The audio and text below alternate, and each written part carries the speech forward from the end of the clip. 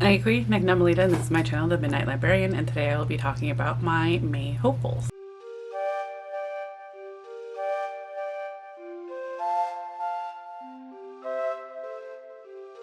So it's been a minute since I've filmed anything or put up anything. Honestly, I don't think I've seen you all since my April hopefuls, and that's not intentional. I had ideas, I had things in mind to put up in the month of April, but unfortunately life be lifing.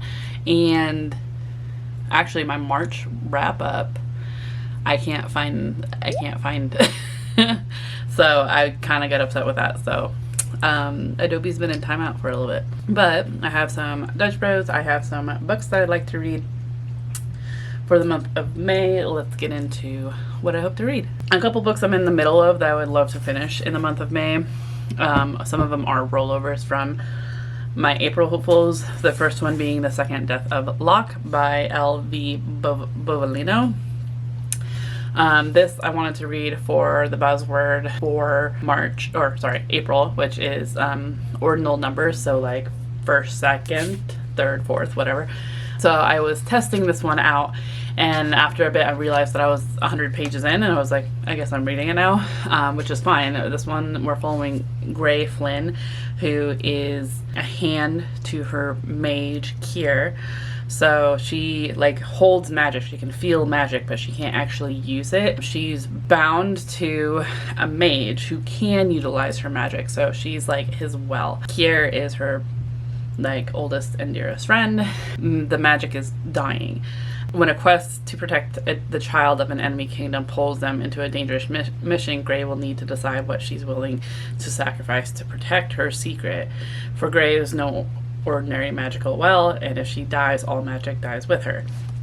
So yeah, so far I've been enjoying it. I will say there was one thing that I remember seeing for Kayla, when Kayla from Books and Lala read this, I think this last year, was that she has a hard time with a relationship that has already been established, and I totally agree with that, but I do still kind of like the pining, though it is kind of getting repetitive even in 100 pages in. We shall see, but so far I've been enjoying it. I was reading it in tandem for a little bit, but I have a hard time with the audiobook. It takes a little more focus for me. Not to say like the narrators are bad at all. I actually kind of like the accents and enjoy it, but because of the accents I have to pay closer attention, and I feel like it's not a good one for me to like read at work or listen to at work, and I don't know if everything's connecting, so I think I'm just going to start physically reading this instead. Another one I'm in the middle-ish of is A Feather and a Fork by Crystal Wallpaper with Amy Page Condon. Where am I in this? Oh, I am this far. I don't really have an audiobook. I have my my sticky tabs. And doesn't this work? This works so well with this. But yeah, I am not too far in. I'm like 70 pages and it's 302, but a lot of it is recipes. So this was part of a faculty book circle that I was a part of this spring, and the faculty book circle is done. Like they finished it.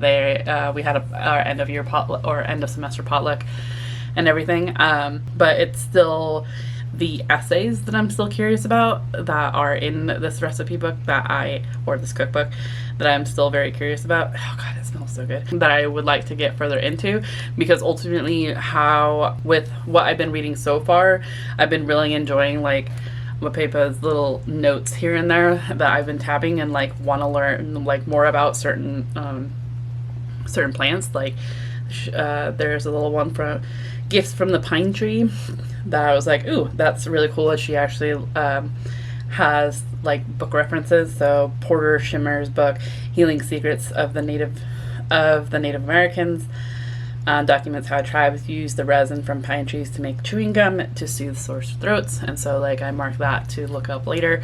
So I would very much like to continue on with this and finish it. I just kind of got busy, still figuring out physical time to read, and then an audiobook that I just started yesterday, May 1st, is Eat a Peach by David Chang. David Chang is Korean American and he's a chef. So I have seen this book a lot and I've been really curious about it because I absolutely love the cover, and actually it's really cool that David Chang talks about the cover like the first thing right into the book. Let's see, from the chef behind Momofuku and the star of Netflix's Ugly Delicious, an intimate account of the making of a chef, the story of the modern restaurant world that he helps shape, and how he discovered that success can be much harder to understand than failure. One of the best books of the year, NPR Fortune Parade, the New York Public Library, Garden Gun. In 2004, Momofuku Noodle Bar opened in a tiny, stark space in Manhattan's East Village. Its young chef owner, David Chang, worked the line serving ramen and pork buns to a mix of fellow restaurant cooks and confused diners whose idea of ramen was instant noodles in a styrofoam cup. It would have been impossible to know it at the time, and certainly Chang would have bet against himself that he, who had failed at almost every endeavor in his life, was about to become one of the most influential chefs of his generation, driven by the question, what if the underground could become the mainstream? So yeah.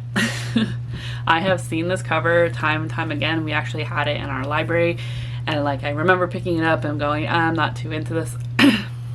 Mostly because I didn't really know who David Chang was. I still don't really know who David Chang is, but I am really curious. And now, particularly for whatever reason, I'm just like, okay, maybe listening to it, and David Chang does narrate it himself, and so I'm really, just curious. It's a gorgeous cover, and it actually works for this month's Coffin Covers Challenge, which if you don't know, that's through Jan from Jan Agaton, who I'll have linked down below. I also have Kayla linked down below too, and anybody else I happen to mention. But Jan has a Patreon that I am a part of. We're called The Lair, vampire themed. If you haven't checked her out, go check her out. Why are you here? But she has a coffin cover challenge, which is similar to the Buzzword cover challenge, and that we have to find something on the cover of a book and like read that book to satisfy the challenge. And for May, it's fruit on the cover, and there's a peach on this cover, so that works, though that wasn't the one I was initially going with. I do have another one, which is Foreign Fruit, A Personal History of the Orange by Katie Go. So I have this one as a, okay, don't do this. I work in interlibrary loan. I know what I'm doing. So it doesn't have a cover. This is actually from the University of Idaho Library, so thank you so much to them for sending it. The orange contains metaphors, dreams, mythologies, superstitions, parables, and histories within its tough rind. So what happens when the fruit is peeled and each segment, each moment of history, each meaning in time is pulled apart? What Katie Go finds is a world of violence, colonialism, resilience, survival, adaptation, and one of the unexpected beauty and sweetness against all odds.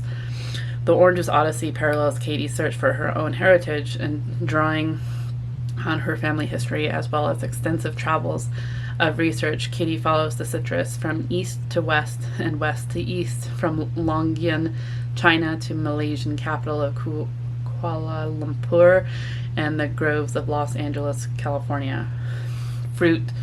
Foreign Fruit, A Personal History of the Orange dissolves the boundaries between social history, self, and object. The orange becomes so much more than just a fruit, emerging as a symbol, a cipher, and a guide. Katie Go's debut memoir is startling, subversive, and brilliant, showing how we change over time, migrating, diversifying, integrating, branching out, and reminding us of our shared roots. Katie Go is a writer, editor, and author from the north of Ireland, currently living in Edinburgh. So I think this was one I was curious about. I think I found it through like bookshop.org, but wasn't sure about. I'm never quite sure about non-indigenous memoirs. So even with indigenous memoirs, I'm kind of like, I'd rather my library get it, and I just like borrow it from my library. And with other memoirs, I'm like, I can get it through Libro, or I'll order it through Interlibrary Loan. So that's what I did here, and that's what I pulled off was my paperwork for it, which I am sticking back in the book so it can be returned when I return the book. If you do pull off your paperwork, please return the paperwork. Originally had in mind for the fruit prompt, but having two won't be bad either. It's also AAPI month, so not that that should limit you to just reading AAPI books in May. You should be reading them all the time. Another one I'm hoping to get to is Slippery Beast. And I have this as both a physical book as well as an audiobook. But this is Slippery Beast, a true crime natural history with eels. But we'll see how I'm feeling, because as you can tell, like right now I'm very much like wanting nonfiction. I'm reading Eat a Peach. I'm wanting to read Foreign Fruit. I'm sure once I'm done with Eat a Peach, I'll want something else. But nonfiction particularly, I tend to want to gravitate towards as a palate cleanser between reading like fantasies or any others, any kind of fictions really. So yeah, but Slippery Beast, a true crime natural history with eels by Ellen Ruppel Shell is a fascinating account of a deeply mysterious creature. Depending on who you ask, they're a pest, a fascination, a threat, a pot of gold. What they are not is predictable. Eels emerged some 200 million years ago, weathered mass extinctions and continental drifts, and were once among the world's most abundant freshwater fish. But since the 1970s, their numbers have plummeted because eels, as unagi, are another delicious. All right, I think I had this problem before. And Slippery Beast journalist Ellen Ruppel Shell travels in the world of eel people, pursuing burgeoning fascination with this mysterious and highly coveted creature. Despite centuries of study by celebrated thinkers from Aristotle to Leeuwenhoek to young Sigmund Freud, much about eels remains unknown, including exactly how eels beget other eels. Eels cannot be bred reliably in captivity, and as a result, infant eels are unbelievably valuable. A pound of the tiny translucent bug-eyed elvers, as caught in the cold fresh waters of Maine, can command $3,000 or more on the black market. Illegal trade in eels is an international scandal measured in billions of dollars every year. In Maine, federal investigators have risked their lives to bust poaching rings, including the notorious half-decade-long Operation Broken Glass. So, I think that will satisfy my nonfiction fix for the month of May, but we'll see. And then a couple other fiction books that I would like to get to as well is Death Meets Cute by Jay Penner. This is narrated by Samara McLaren. Samara, I believe, also narrated for The Secret Society of Irregular Witches. But, let's see, more. Death Meets Cute. I am more than capable of being evil today, I think. Iris Wayward wants to be bad, truly bad, terrifyingly, gloriously villainous. But after helping her sisters unleash a spell to throw the realm into chaos, Iris is left feeling strangely empty, and still not the villain of her dreams. So she sets off for the quiet town of Fraywell to build her own wicked legacy. Things start promisingly: a crooked little cottage, a reputation for curses and potions, and a healthy dose of fear from the locals. But when her ogre bodyguard disappears, Iris needs muscle. Good thing a fearsome orc just toppled over her yard. Naturally, she decides to reanimate him. It's a perfect solution. Only Talon isn't the brooding warrior she was hoping for. He's gentle, he bakes. Worst of all, he's nice. But Iris can't possibly have a thing for her new employee. She's supposed to be the most wicked witch in town. So it sounds adorable. I think this cover will also work for the Buzzword Cover Challenge for this month, which is to read a book with, I believe it's a border or frame on the cover. Yeah. So I think that'll work perfectly there. And then I do have one last challenge. I need to find it. I know I have it, but I'm not sure where. First I need to remember how, oh, that's it. So for the buzzword challenge for the month of May, it's make or making. I'm actually doing maker. So this is The Last Map Maker by Christina Soontornvat. My apologies if I completely butchered that. I know I have a physical copy somewhere. I'm hoping I didn't just like donate it somewhere. This is a middle grade fantasy and a fantasy adventure every bit as compelling and confident in its world building as her Newbery Honor book, A Wish in the Dark. Christina Soontornvat explores a young woman's struggle to unburden herself from the past and chart her own destiny in a world of secrets. As assistant to Mekong's most celebrated map maker, 12-year-old Sai plays the part of a well-bred young lady with a glittering future. In reality, her father is a con man, and in a kingdom where the status of one's ancestors dictate the social position, the truth could ruin her. Sai seizes the chance to join an expedition to chart the southern seas, but she isn't the only one aboard with secrets. When Sai learns that the ship might be heading for the fabled Sunderlands, a land of dragons, danger, and riches beyond imagining, she must weigh the costs of her dreams. So I thought this one would be fun. I've had it for a while. I'm still really hoping I still have it because I don't see it right away, but just in case I do have another one that I would like to also get to through Libro. Most of my audiobooks are through Libro. Most of my mood reads are through Spotify. But there is, let's see, where'd it go? Oh, there it is. Another book that could work as well, and that's Make Believe on Telling Stories to Children. This is a nonfiction by Mac Barnett, who I assume has written children's books before, but I haven't read any of them. But it sounds like an interesting nonfiction. A book for adults about books for children. A rallying cry for art, imagination, a celebration of the power of storytelling in all our lives. Make Believe is best-selling children's author Mac Barnett's incisive, intimate, and timely invitation to approach children's literature not only as an art form worthy of deep study and criticism, but as a portal into the lives of the children.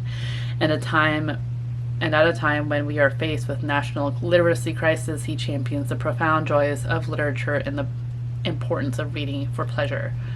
So it's a really cool looking cover. And I just kind of found it on Libro. It comes out May 5th, so in the next couple days. I do want to like listen to it before purchasing, but it's also a relatively short book at 2 hours and 16 minutes. So yeah, I'm oddly excited about it, even though I don't know who Mark Barnett is. I should look up what other books he's done. Let me know if we're unintentionally reading anything together, or otherwise let me know if you have read any of these and what your thoughts were. Please no spoilers. Otherwise, let's go ahead and put orange, like an orange heart, anything orange fruit, whatever, or a peach. Yeah, let's put a fruit or orange peach. Let's put an orange or a peach, whatever. Otherwise, I hope that you are enjoying the book you're currently reading, and I hope you're taking care of yourself. I'll see you in another video very soon, hopefully. Ciao.